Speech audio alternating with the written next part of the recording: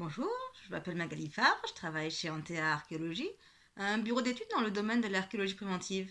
Nous réalisons des fouilles archéologiques préalablement à l'aménagement du territoire, comme par exemple la construction d'un lotissement, d'un axe routier ou ferroviaire.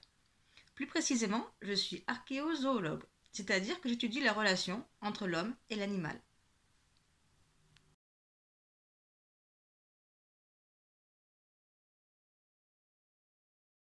Afin d'appréhender cette relation homme-animal, j'étudie les restes osseux et dentaires issus de sites archéologiques.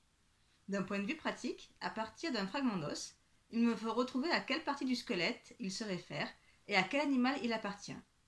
Ainsi, à partir d'un simple petit morceau d'os, on peut obtenir une multitude d'informations, tant sur l'animal en lui-même, comme son âge et son sexe, que sur les activités humaines indirectement enregistrées au travers de traces de découpe laissées par les outils à la surface de l'os, ou des traces de cuisson, ou encore des pathologies osseuses. Cette étape, appelée inventaire détermination, est suivie d'une analyse globale permettant d'aborder l'alimentation carnée de l'époque ou encore les pratiques d'élevage.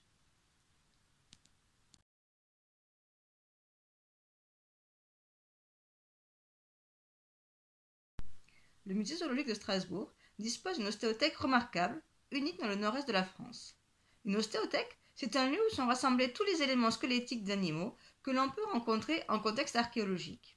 Lors de la phase inventaire, il nous est indispensable de comparer les fragments osseux issus de sites archéologiques à des éléments squelettiques entiers dont la détermination anatomique et spécifique est connue. Ainsi, ces éléments servent de référence. On ne peut donc réaliser ce travail sans avoir accès à une collection de comparaison.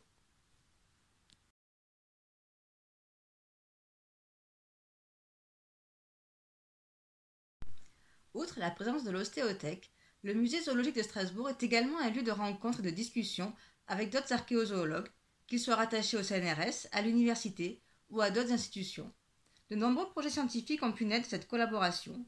Ils se traduisent par la rédaction d'articles scientifiques, de communication à des colloques nationaux et internationaux, ou encore la présentation de nos spécialités au grand public, au travers des journées du patrimoine ou encore de la fête de la science.